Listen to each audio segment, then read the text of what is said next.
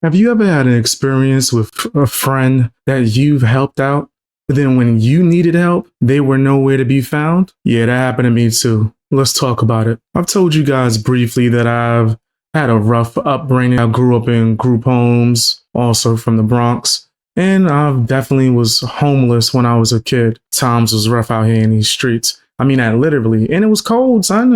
Y'all don't want to hear that part. Y'all want to hear that part. So me going through certain struggles, it changed the way that I thought, right? So when I did get opportunities, when I had a place to live, got my first apartment, right? Started making income, I was very quick to help people, right? All my friends, right? The people that I thought that would be there for me as well. Nah, son, that's definitely not the case. Every single time that I needed something, they would disappear. But when they needed a place to stay or just anything from me overall, I was there. It didn't take me that long until I figured out or realized, wait a minute, these are the same people that when I grew up homeless, was in the streets, sleeping on the street, literally. I would go to them and ask them for help. Maybe they had a place to stay and they would all say no. They would all deny me. It's even gone to like even smaller variations of it. If I had food, right, or money to get something like that, I would always make sure that everyone around me ate. I've had friends who would get food in front of me and eat, knowing that we both were starving. I've never been able to do that. That just sounds crazy to me. Even if I gotta split it, I would do that. Now I'm definitely stingy with it. You gotta earn that level of me splitting it, right? You gotta be family for real. And there's not that many people that would meet those qualifications.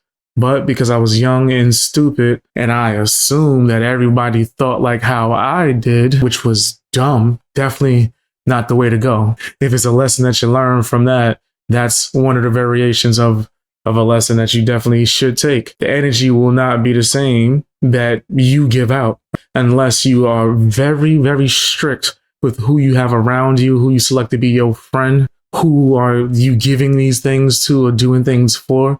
And don't get it twisted. You shouldn't be kind to people expecting anything back. That's definitely the wrong way to handle that. But if you start to notice that there's like a imbalance and it's not fair, where you're just giving and giving and someone else is taking, that's definitely not the relationship that you want to be around. That's not the person that you want to be near. Cut them off. Or do this experiment. Stop giving. Stop giving things out. Stop helping everybody.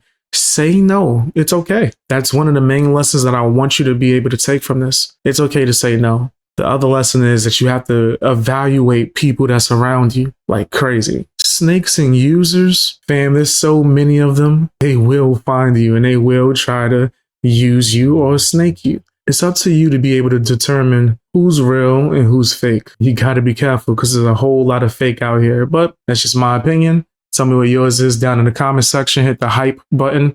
Tell me if you relate to this. Has this ever happened to you? I'm going to be reading the comments, so let me know. And don't forget to check out that playlist, the Real Talk playlist, man. A whole lot of good stuff in there.